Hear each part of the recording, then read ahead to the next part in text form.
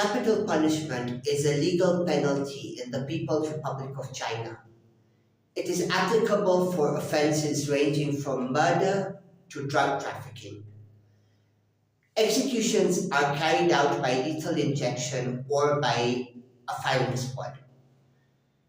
A survey conducted by the New York Times in 2014 found the death penalty retained widespread support in Chinese society.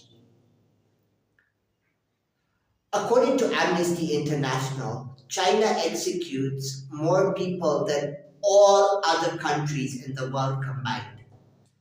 The exact number of executions and death sentences are not publicly available, being considered a state secret by China. According to US-based Dui Hua Foundation, the estimated number of executions has declined steadily in the 21st century, from about 12,000 each year to 2,400. However, in 2022, the World Coalition Against the Death Penalty announced that since 2007, at least 8,000 per year were executed in China. Since 2006, the Chinese government has taken effective measures to limit use of the death penalty, proclaiming that it is doing this with the aim of completely abolishing it. Capital punishment in China should not be confused with the death sentence with a reprieve, which is a form of lenient sentencing that is handed down by Chinese courts as frequently as or more often than the actual death sentence. A death sentence with a reprieve is used to emphasize the seriousness of the crime and the mercy of the court, and is sometimes inaccurately added to the number of actual death sentences.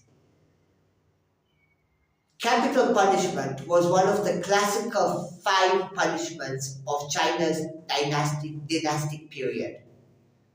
In Chinese philosophy, capital punishment was supported by the legalists, but its application was tempered by the Confucians, who preferred rehabilitation and mercy over capital punishment. Confucius did not oppose capital punishment, absolutely, but did take the view that in a well-ordered society based on moral persuasion, capital punishment would become unnecessary, i.e. rehabilitation.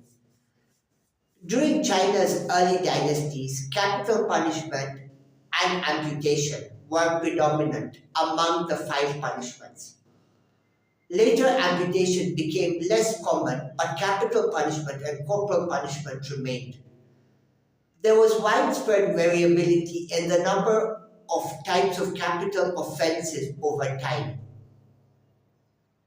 Under the punishments of Lu, written sometime in the Warring States period 475 to 221 before Christ, there were 200 capital offenses.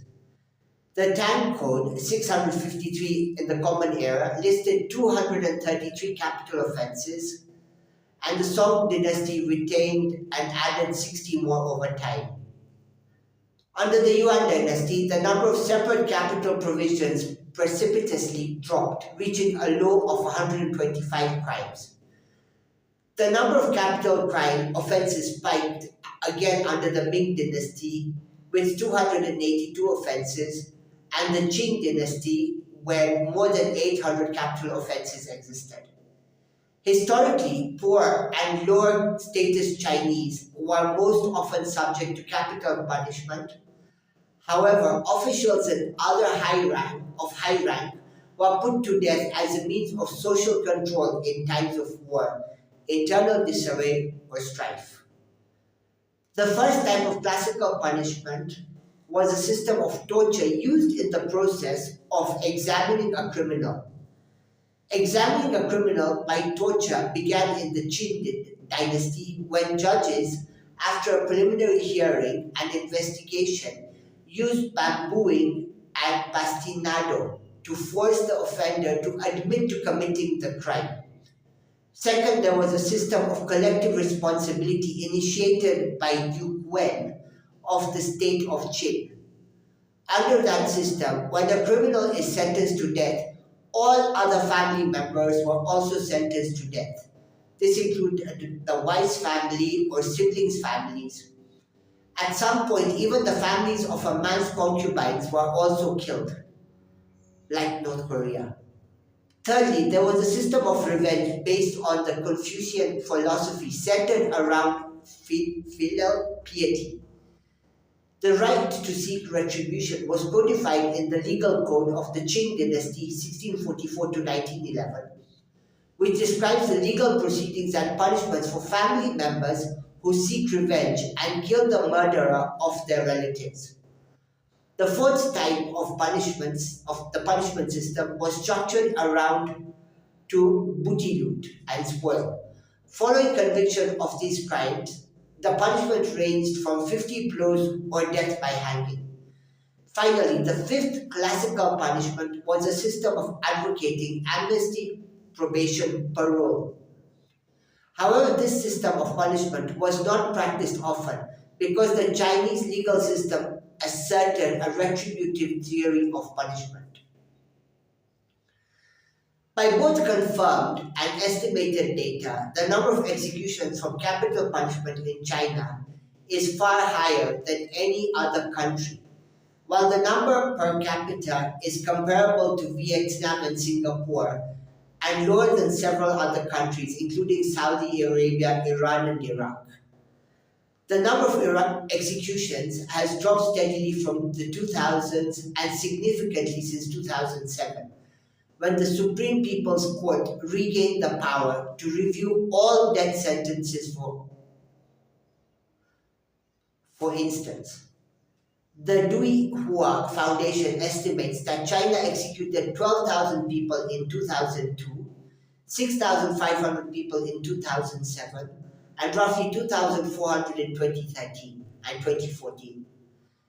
Given conservative and variable estimates of executions in China account for more than 58% in 2009 and 65% in 2010 of those worldwide. The exact number of people executed in China is classified as a state secret. Occasionally, death penalty cases are posted publicly by the judiciary as in certain high-profile cases.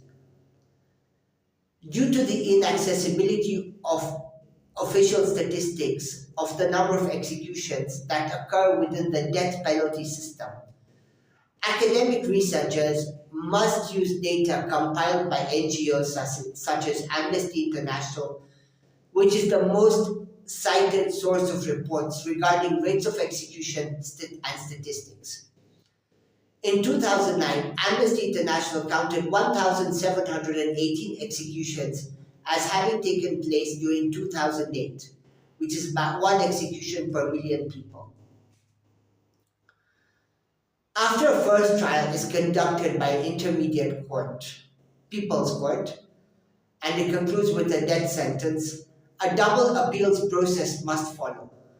The first appeal is conducted by a high People's Court if the condemned appeal to it, and since 2007, another appeal is conducted automatically even if the condemned waived the first appeal by the Supreme People's Court of the People's Republic of China, or the SPC, and is located in Beijing, to prevent the circumstances in which the defendant is proved innocent after the death penalty, an obviously irrevocable punishment which will have been administered.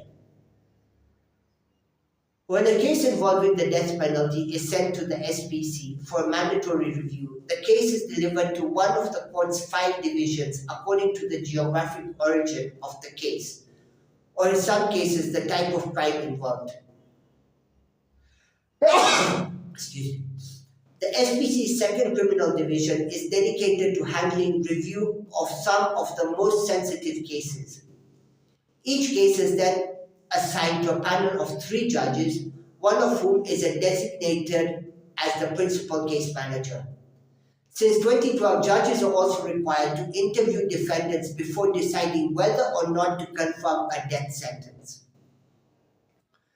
The judges write reports summarizing the case, discuss the case, and then report the decision to the division head, SPC vice president, and finally SPC president, like the head of the Supreme Court. If the lower court death sentence is upheld, the execution is carried out shortly thereafter. As a result of its reforms, the People's Republic of China's government claims the SPC court overturned about 15% of the death sentences handed down by high courts in the first half of 2008. In a brief report in May 2008, Xinhua quoted anonymous sources as saying Chinese courts handed down 30% fewer death sentences in 2007 compared with 2006. Article 49 in the Chinese Criminal Code explicitly forbids the death penalty offenders who are under the age of 18 at the time. Before a court executes a death sentence, it shall notify the People's Procuratorate at the same level to send personnel to supervise the execution. Death sentences shall be executed by means of shooting or lethal injection. Death sentences may be executed at the execution ground or in designated places of custody. The judicial personnel directing the execution shall verify the identity of the criminal offender, ask him if he has any last words or letters, and then deliver him to the executioner for the death sentence. If before the execution it is found that there may have been an error, the execution shall be suspended and the matter shall be reported to the SPC for further decision. Execution of death sentences will be announced to the public but will not be held in public. The attending court clerk shall, after the execution of a death sentence, make a written record thereon. The People's Court that caused the death sentence to be executed shall submit a report of the execution to the SPC.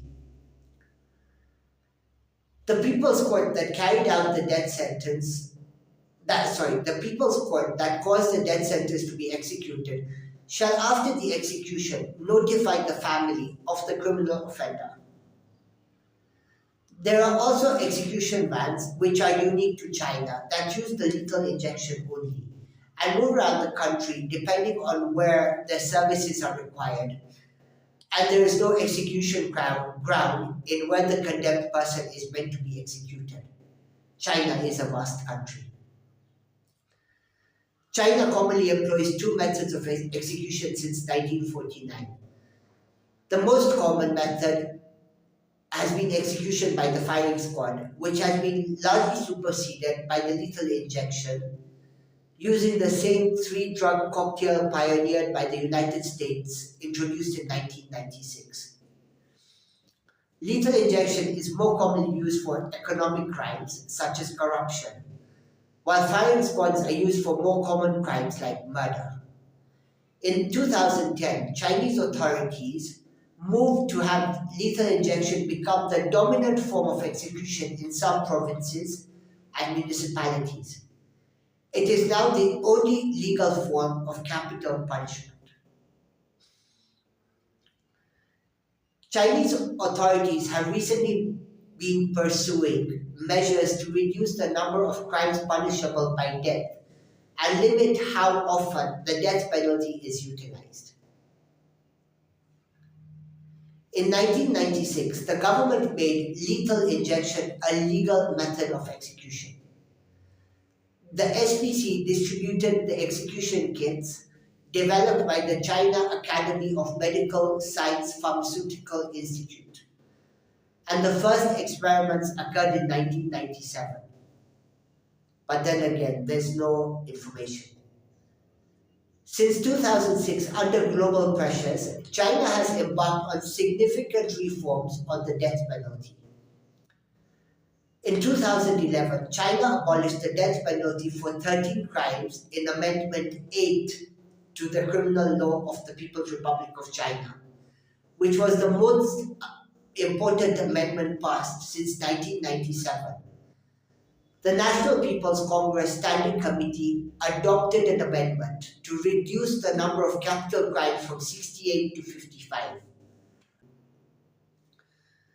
Later the same year, the SPC ordered lower courts to suspend death sentences for 2 years and to ensure that it only applies to a very small minority of criminals committing extremely serious crimes. This series of actions is thought of as making a beginning towards China's start towards completely abolishing the death penalty. While many critics are skeptical of Amendment 8 bringing long-term change, the reforms represent a gradual transition towards greater state respect and protection of human rights.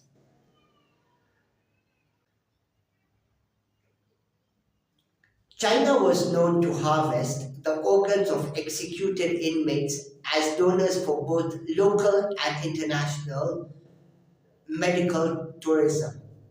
But the government assured the international community in the early 2010s that it would stop the practice, but this has not been independently verified.